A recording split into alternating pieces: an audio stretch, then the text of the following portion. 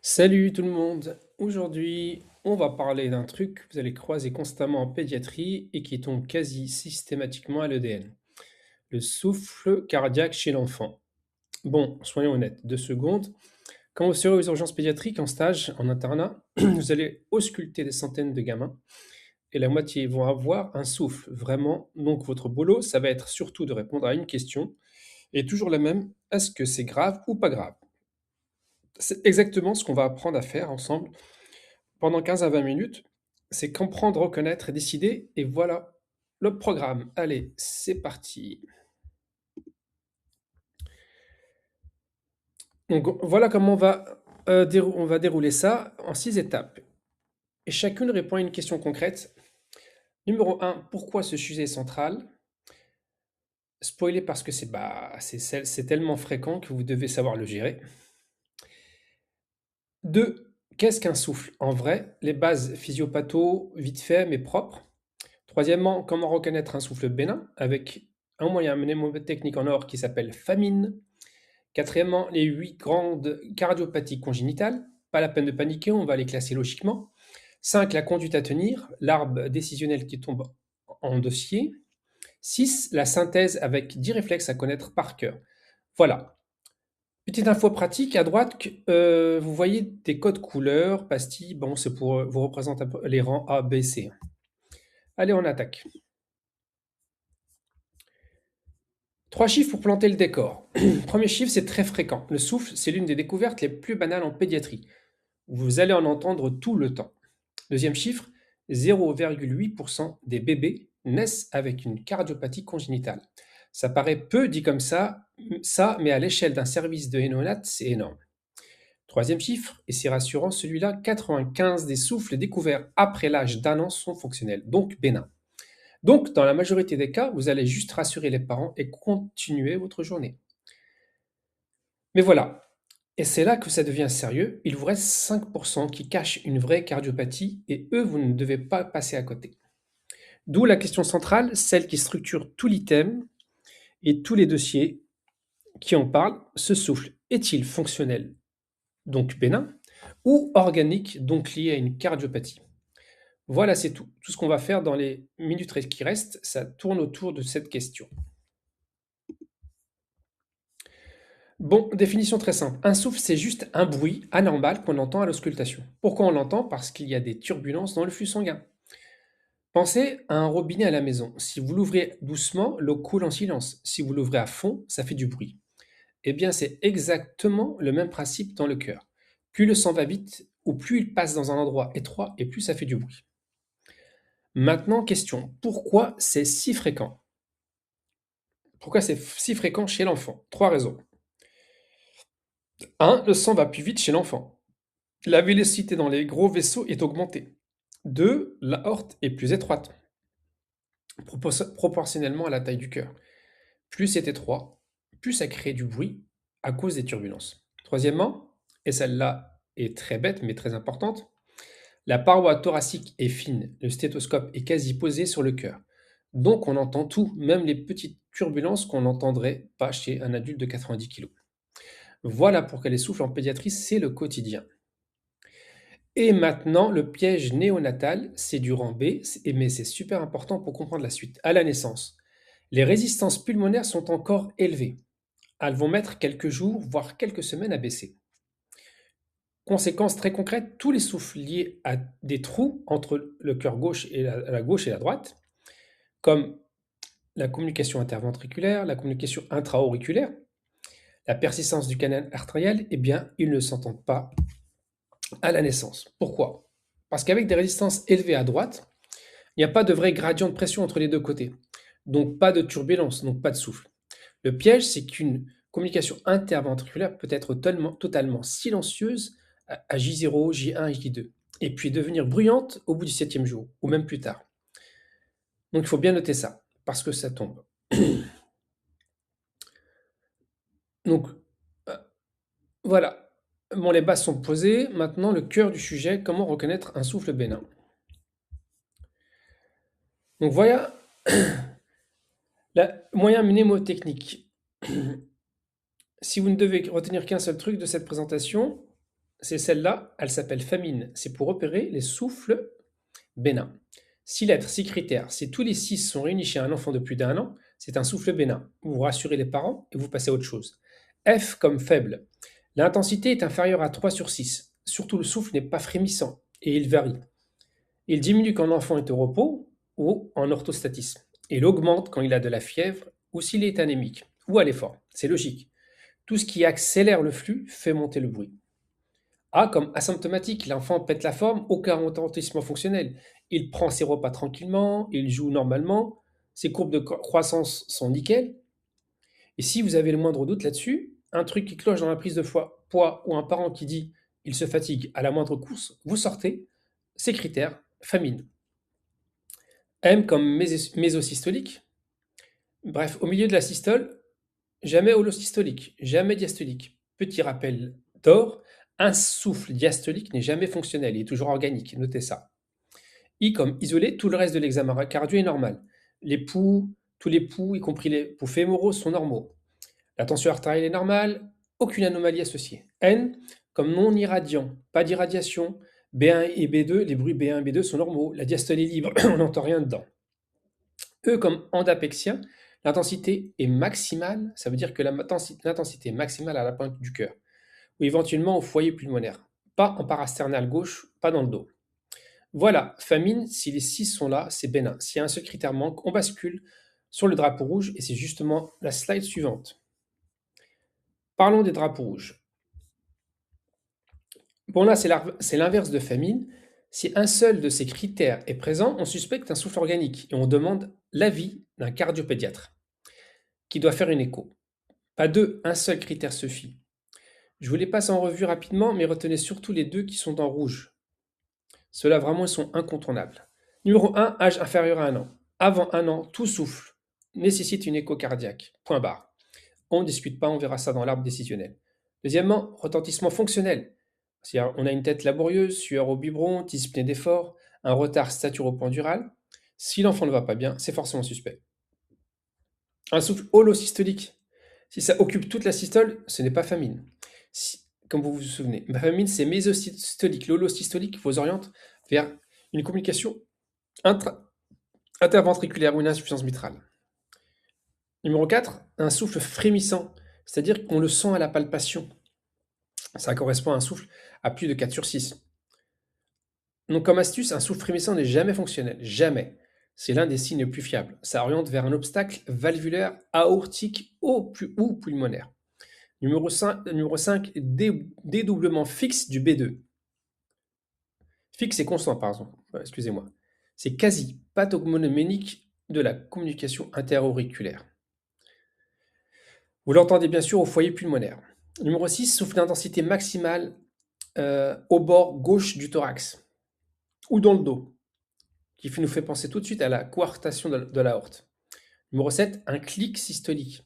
C'est un petit bruit sec qui claque, il signe un obstacle valvulaire.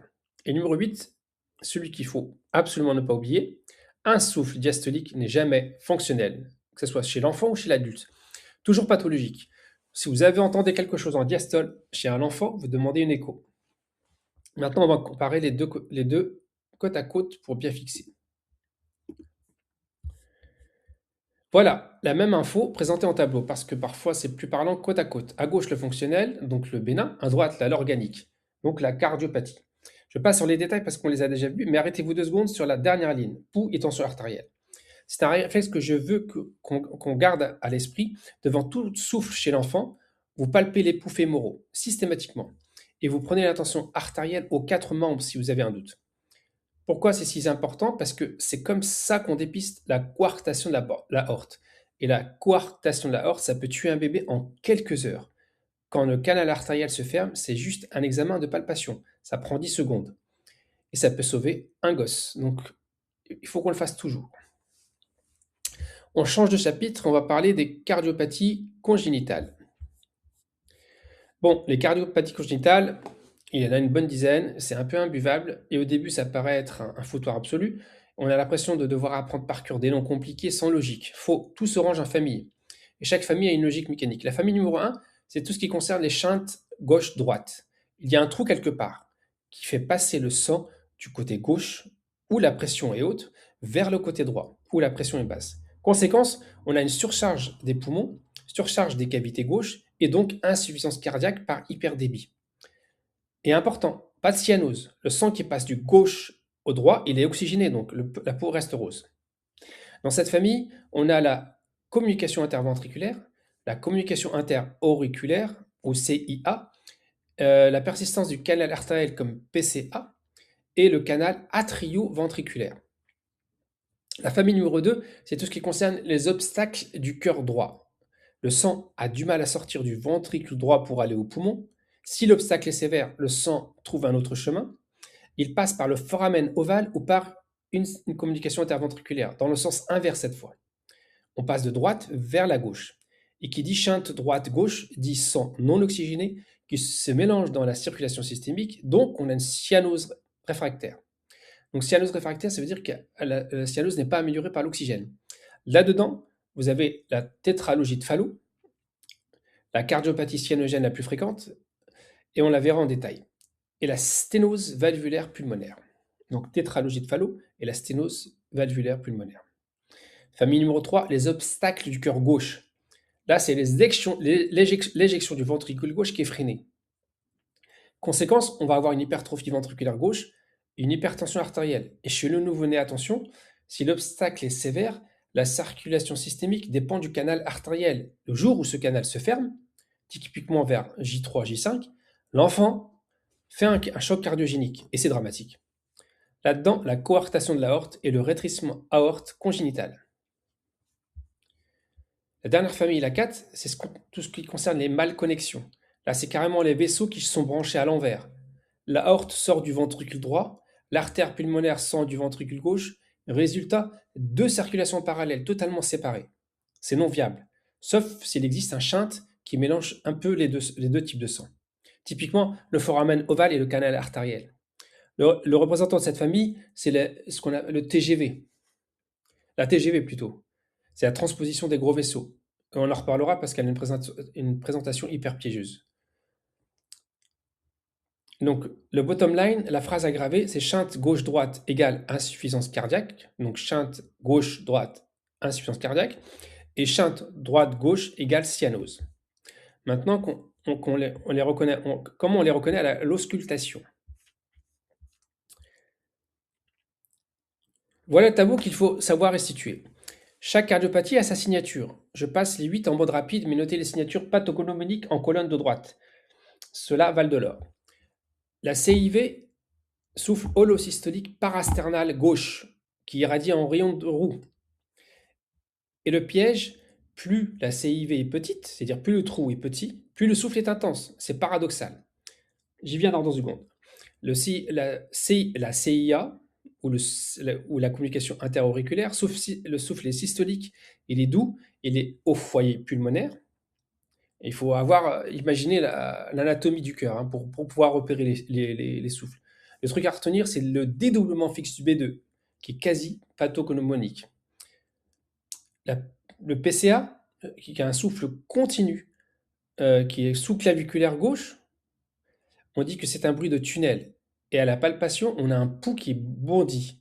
Pourquoi? Parce que le canal artériel pique du sang à l'aorte en diastole. Donc la tension artérielle diastolique chute et la tension artérielle pulsée s'élargit. La tétralogie de Fallot, c'est un souffle systolique intense au foyer pulmonaire. Mais la signature, c'est la cyanose et le cœur en sabot sur la radio.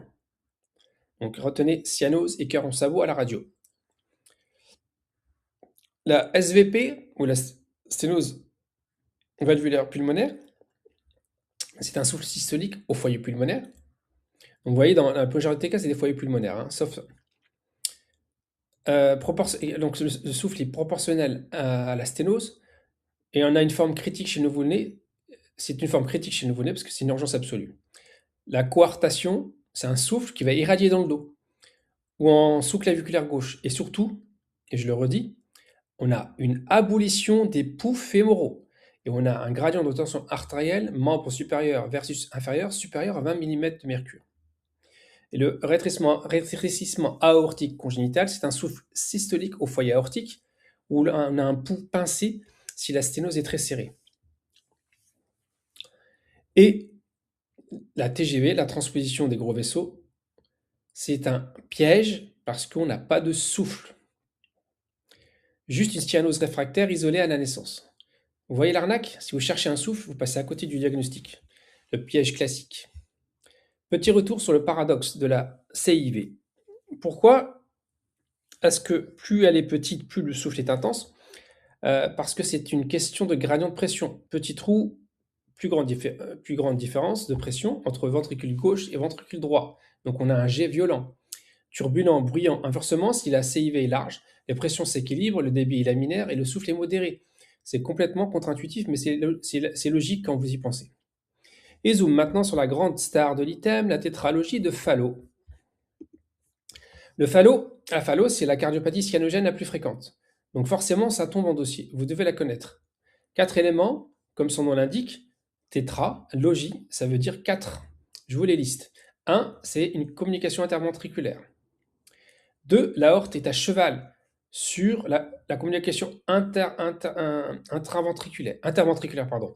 Elle naît à moitié du ventricule gauche et à la moitié du droit. Elle est sur les deux ventricules. 3, une sténose de la voie pulmonaire. C'est l'élément clé qui détermine la sévérité. 4, une hypertrophie ventriculaire droit, qui est juste la conséquence des 3 autres. Selon la sévérité de la sténose pulmonaire, on va avoir la phallorose et la phallobleue. La phallorose, c'est une sténose peu serrée. L'enfant n'est pas vraiment cyanosé, sa saturation est quasi normale, souvent asymptomatique, et le diagnostic peut être tardif. La phallobleue, c'est une sténose serrée, le sang ne peut pas passer au poumon, donc il prend un raccourci. Il passe par la CIV droite, de droite à gauche. Résultat, cyanose réfractaire dès la naissance. Et maintenant, la complication aiguë qu'il faut connaître, le malaise de Fallot. Imaginez la scène, un nourrisson connu pour son Fallot pleure ou fait un effort. La tachycardie majore brutalement le spasme infundibulaire, c'est-à-dire que la sténose pulmonaire devient encore plus serrée. Donc, plus de sang qui passe par la CIV de droite à gauche. Donc, scalose majeure, malaise, parfois perte de connaissance. Il y a un signe spontané hyper élégant qu'il faut connaître. L'enfant s'accroupit. On appelle ça le squatting. Il fait du squat. Pourquoi il fait ça? Parce que se mettre accroupi augmente les résistances systémiques au niveau des cuisses, ça augmente la pression dans le ventricule gauche, donc ça diminue le shunt droite-gauche. C'est un geste autothérapeutique. C'est génial. Et la radio classique, on a un cœur en sabot. Arc moyen creux, pointe élevée. Je vous conseille de taper sur Google pour voir un peu l'image. Maintenant, on parle des syndromes génétiques. C'est rapide, mais ça tombe. 5 associations à connaître vraiment si jamais on a un dossier dessus. La trisomie 21. 50% ont une cardiopathie, et parmi ces cardiopathies, 50% ont ce qu'on appelle une communication atrioventriculaire. Donc, retenir trisomie 21, CAV. Syndrome de Turner, c'est le spécialiste de la coartation de l'aorte. La sus-mémoire, femme avec petite taille, aorte étroite, ça marche bien. Syndrome de Digeorge, c'est-à-dire la microdélétion 22q11, c'est la tétralogie de Fallot. Plus largement, toutes les anomalies controncales, mais surtout Fallot. Syndrome de Marfan, pathologie aortique, anévrisme, dilatation, dissection de l'aorte, c'est normal, c'est une pathologie du tissu conjonctif.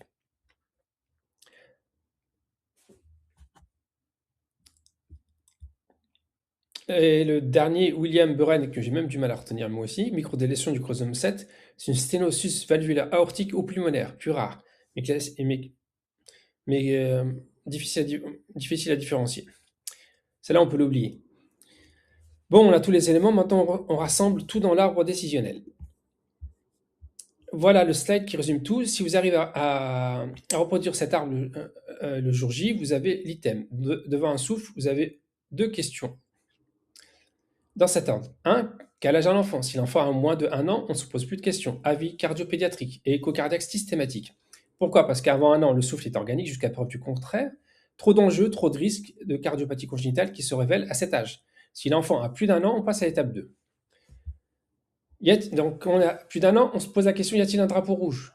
Vous vous souvenez les 8 qu'on a vus? Si oui, au moins un critère parmi retentissement holosystolique, frémissant, B2, dédoublé fixe, max port gauche, clic ou diastolique, alors avis cardio plus écho. Sinon, c'est-à-dire que le souffle remplit tous les critères famine qu'on a vu tout à l'heure, alors c'est bénin. En réassurance de l'enfant et des parents, pas d'examen complémentaire, pas de restrictions sportives, suivi clinique simple. C'est tout. Deux questions, trois branches, point. Si vous avez restitué cet arbre, bah vous avez tout compris. D'ailleurs, justement, quel examen demander et lesquels ne pas demander? Dans l'esprit du concours, on aime les examens utiles et on déteste les examens inutiles, surtout chez l'enfant, surtout quand il s'agit d'irradier. Le seul examen vraiment utile en cas de suspicion de cardiopathie, c'est le TT, l'échographie transthoracique, réalisée par un cardiopédiatre expérimenté. C'est l'examen de référence. C'est non irradiant et ça donne le diagnostic dans la majorité des cas. Maintenant, les trois examens qu'il ne faut pas demander systématiquement, ce sont des pièges classiques. Le CG n'est pas systématique. Un CG normal n'élimine pas une CIV ou une CIA mineure. Donc, si vous voulez vraiment éliminer une cardiopathie, vous devez demander l'écho, pas le CG. La radio de thorax, pas si souffle isolé. Indiquez seulement s'il y a des signes d'insuffisance cardiaque pour chercher une cardiomégalie ou autre. Et le BNP et la troponine, aucun intérêt en évaluation initiale d'un souffle, vraiment aucun. Ces marqueurs sont utiles pour suivre une cardiopathie connue, pas pour la dépister. Donc on retient le seul examen qu'il ne faut pas rater, c'est le TT, l'échographie transthoracique. Alors la logique à l'examen, c'est moins on irradie, même dans la vie, mieux c'est. Le TT seul, le reste, on s'en passe, sauf indication précise.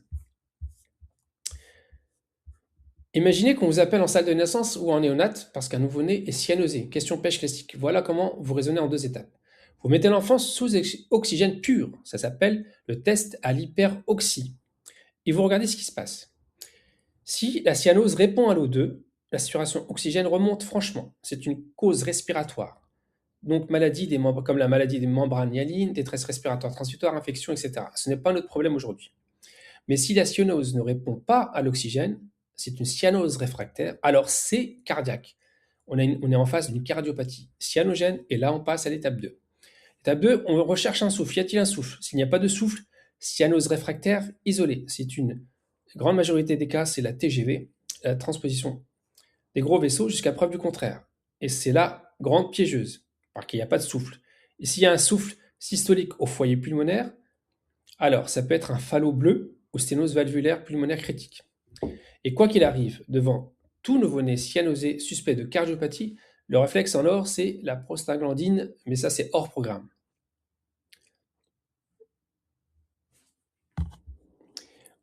Alors, allez, dernière slide, la synthèse.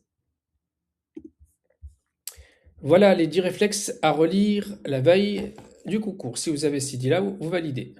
1. Famine, c'est le moyen mnémotechnique du souffle bénin. 2. 8 drapeaux rouges, orientation organique, ETT. 3. Avant un an, ETT systématique. Avant un an, pardon, ETT systématique. 4. La triade coartation. C'est souffle dans le dos, abolition des pots fémoraux, plus gradient de pression, de tension artérielle supérieure à 20 mm de mercure. 5. La TGV, c'est cyanose réfractaire isolée sans souffle. Cyanose réfractaire isolée sans souffle. 6. Cyanose qui répond à l'O2, c'est pulmonaire, c'est d'origine pulmonaire et c'est pas cardiaque. 7e, fallo, c'est 4 éléments. Plus cœur en sabot, plus malaise, urgence. 8. Les associations syndromes, comme le trisomie 21 avec la communication atrioventriculaire, le syndrome de Turner avec la coartation, n'oubliez pas femme petit vaisseau, le syndrome de Di-George avec la tétralogie de Fallot, et le Marfan avec surtout l'anévrisme de l'aorte. 9. Pas de radio, pas de CG, pas de BNP en première intention. ETT seul. 10. Souffle bénin égale 0 examen. Réassurance, pas de restriction sportive. Voilà, on a fait le tour. La traumatopée. Alors, ça c'était le souffle. On était sur le souffle en pédiatrie chez l'enfant. C'est un item hyper logique où tout part de 2 questions simples. Quel âge? On parle de quel âge l'enfant? Y a-t-il un drapeau rouge? Y a-t-il un souffle? Si oui, si bénin ou organique? Et vous gardez ça en tête, vous ne pouvez pas vous tromper. Et le mot d'ordre à graver devant tout souffle chez l'enfant, on regarde l'âge, on applique famine, on cherche les drapeaux rouges. Et on palpe les poux fémoraux. Alors voilà, merci d'avoir suivi. Je suis là pour vos questions, vos retours, vos doutes. Bonne préparation, à très vite.